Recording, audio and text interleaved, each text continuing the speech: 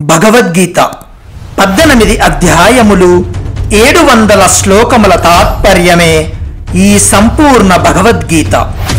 భగవద్గీత 5వ అధ్యాయము కర్మ సన్యాస యోగము. బాహ్య విషయ భోగములు క్షణికములనియు దుఃఖకారకములనియు భావించి వాటిపై ఆసక్తిని వదిలి కామక్రోధాదులపై విజయము సాధించిన సాంఖ్య యోగి యొక్క సాఫల్య పరిణామ స్థితిని వర్ణించుచున్నాడు.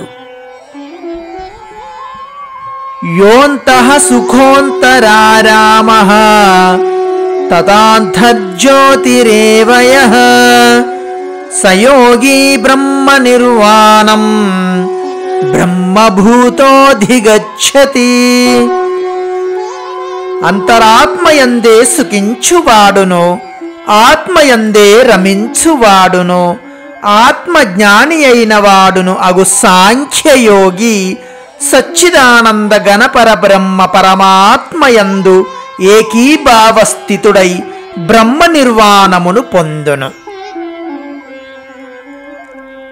అంతఃసుఖ అనగానేమి?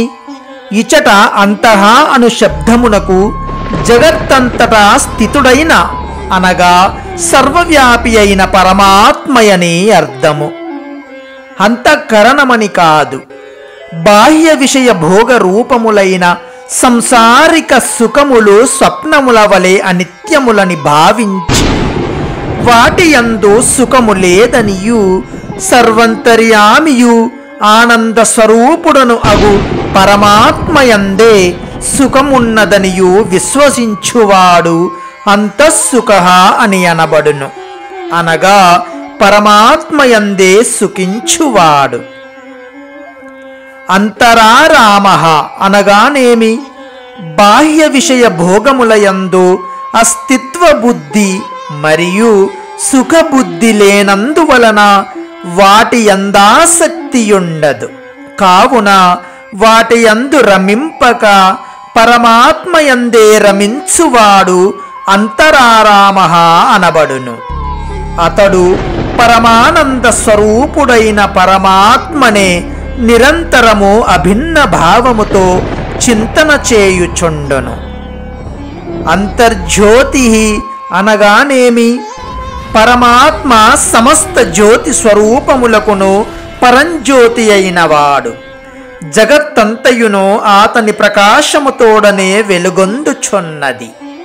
నిరంతరము అభిన్న భావముతో పరమజ్ఞాన స్వరూపుడైన అట్టి పరమాత్మను అనుభవించుచు అతని అందే స్థితుడైన వాడును విజ్ఞానానంద స్వరూపుడైన పరమాత్మకు తప్ప దృశ్య ప్రపంచమునందు ఏ వస్తువునకు ప్రత్యేకమైన ఉనికి లేదని తలంచువాడును అంతర్జ్యోతి అనబడును. నిద్రించుచున్నవాడు స్వప్నమును సత్యమని తలంచుచు ఆనందించుచుండును. అట్లే అజ్ఞాని దృష్టిలో జగత్తంతయు సత్యము వలె భాషించును. అందువలన దానినే చింతించుచు అతడు ఆనందించుచుండును. అతడు అంతర్జ్యోతి కానేరడు. ఏలననా పరమజ్ఞాన స్వరూపుడైన పరమాత్మను అతడు చూడలేడు. ఏవా అను దాని అర్థమేమి? అది దేనితో అన్వయించును? ఏవా అను అవ్యయము ఆత్మను తప్ప తక్కిన వానినన్నింటిని నిరాకరించు పదము.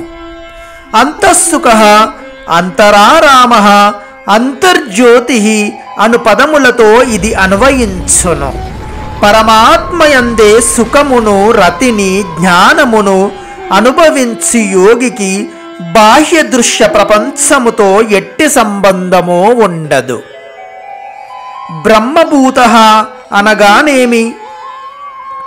బ్రహ్మభూతః అనునది సాంఖ్యయోగికి విశేషణము. సాంఖ్యయోగ సాధకుడైన యోగి అహంకార మమకారములను కామక్రోధాది అవగుణములన్నింటినీ త్యజించి నిరంతరము అభిన్న భావముతో పరమాత్మ చింతన చేయుచు బ్రహ్మస్థితినందును. అట్టి బ్రహ్మభేద స్థితిని పొందిన సాంఖ్య యోగినే బ్రహ్మభూతుడు అని అందురు. బ్రహ్మ నిర్వాణం అనగానేమి? అది ఎట్లు ప్రాప్తించును? బ్రహ్మ నిర్వాణం అనగా సచ్చిదానంద ఘన నిర్గుణ నిరాకార నిర్వికల్ప శాంత స్వరూపుడైన పరమాత్మ. అభిన్న భావ తదాత్మ్యమే అతని ప్రాప్తి. బ్రహ్మభూతుడుగా నిర్దేశింపబడిన సాంఖ్యయోగి యొక్క సాధన ఫలస్వరూపమే ఈ బ్రహ్మ నిర్వాణము. శృతి కూడా బ్రహ్మైవ సన్ బ్రహ్మప్యేతి అని చెప్పుచున్నది. అనగా బ్రహ్మస్వరూపమునందు బ్రహ్మమును పొందును. దీనినే పరమశాంతిని పొందుట అనియు, అక్షయ సుఖమును పొందుట అనియు, బ్రహ్మ ప్రాప్తి, మోక్ష ప్రాప్తి, పరమగతి ప్రాప్తి అనియు అందురు. పరబ్రహ్మ పరమాత్మను పొందిన యోగుల లక్షణములను 2 శ్లోకములలో వర్ణించుచున్నాడు. లభంతే బ్రహ్మ నిర్వాణం ఋషయః క్షీణ కల్మషాః ఛిన్నద్వైదాయతాత్మానః సర్వభూతహితే రతాః. పాపరహితులను జ్ఞాన ప్రభావమున సమస్త సంశయముల నివృత్తిని సాధించిన వారును, సర్వప్రాణుల హితమును గోరువారును, నిశ్చల స్థితితో మనస్సును పరమాత్మయందు లగ్నము చేసిన వారును అగు బ్రహ్మవేత్తలు బ్రహ్మ నిర్వాణమును పొందుదురు. క్షీణకల్మషాః అను విశేషణ ప్రయోగ ప్రాముఖ్యమేమి? జన్మ జన్మాంతర కర్మల సంస్కారములు, రాగద్వేషాది దోషములు, వాటి వృత్తులు మనస్సుని అంతఃకరణమునందు గూడుగట్టుకొనియుండును. అవి బంధహేతువులగుట వలన కల్మషములు అనగా పాపములు పరమాత్మ సాక్షాత్కారమైనంతనే ఇవన్నీయును నశించును. అట్టి పురుషుని అంతఃకరణమునందు దోషములు ఏమాత్రమును ఉండవు. అట్టి దోషరహితులను గూర్చియే క్షీణకల్మషాః అని పేర్కొనుట జరిగినది.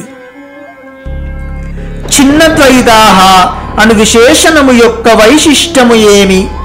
ద్వైధమనగా సంశయము, ఊగిసలాట. దీనికి కారణము అజ్ఞానము.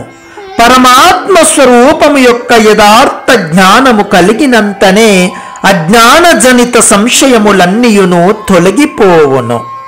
పరమాత్మ ప్రాప్తి నందిన వారి నిర్మలాంతఃకరణములందు లేశమాత్రమైనను విక్షేపావరణ దోషములుండవు. ఈ విషయమునే చిన్నద్వైదాః అను విశేషణము విశదపరచును. యతాత్మానః అనగానేమి? మనస్సును వశమునందుంచుకొని చంచలత్వాది దోషరహితుడై పరమాత్మ స్వరూపమునందు తాద్రూప్యమును పొందిన వానిని యతాత్మా అని అందురు. సర్వభూత హితేరతాః అను విశేషణము యొక్క ప్రాముఖ్యమేమి?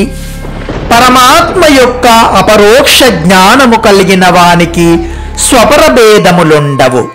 అతడు సమస్త ప్రాణులలోనూ ఆత్మబుద్ధి కలిగియుండును. తన శరీరమునే ఆత్మయని భావించు అజ్ఞాని తన హితమునందే రతుడగును. అట్లే జ్ఞాని అందరినీ సమభావముతో చూచుట వలన స్వాభావికముగానే సర్వజన హితమునకై పాటుపడును. ఈ భావమును విశదపరచుటకే సర్వభూత హితేరతాః అను విశేషణము ప్రయోగింపబడినది.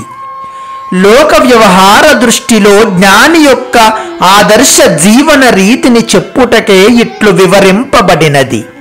వాస్తవముగా జ్ఞాన దృష్టిలో పరబ్రహ్మమునకు తప్ప సర్వభూతములకును వేరైన ఉనికి ఉండనే ఉండదు. అతడు సర్వభూతములకును హితమును గూర్చు కర్తగా తనను గూర్చి భావింపడు. ఋషయః అను పదమునకు బ్రహ్మవేత్త అను అర్థము ఎట్లు చెప్పబడినది? గత్యర్థకమైన ఋష్ ధాతువు యొక్క భావార్థము జ్ఞానము లేక తత్వార్థ దర్శనము. దీనిని బట్టి ఋషయః అనగా బ్రహ్మము యొక్క యథార్థ తత్వజ్ఞానమును ఎరిగినవారు అనగా బ్రహ్మవేత్తలు అను అర్థమును గ్రహించుటయే సమంజసము. క్షీణకల్మషాః చిన్నద్వైదాః యతాత్మానః అను విశేషణములను ఈ అర్థమునే సమర్థించును. విద్యతే హృదయ గ్రంథి ఛిద్యంతే సర్వ సంశయాః క్షీయంతే చాస్య కర్మాణి తస్మిన్ దృష్టే పరావరే అనునది శృతివాక్యము. అనగా కార్యాకారణ స్వరూపుడు స్థావర జంగమాత్మకుడైన పరమాత్మ సాక్షాత్కారమైనంతనే జ్ఞాని హృదయ గ్రంథి విప్పుకొనును, సంశయములన్నీయును తొలగును, సమస్త కర్మలను క్షీణించును. మగరిజ మగరిజ మగరిజ గరిజ రిజ సని సరి గమ పప్ప మగరిజ మగరిజ మగరిజ గరిజ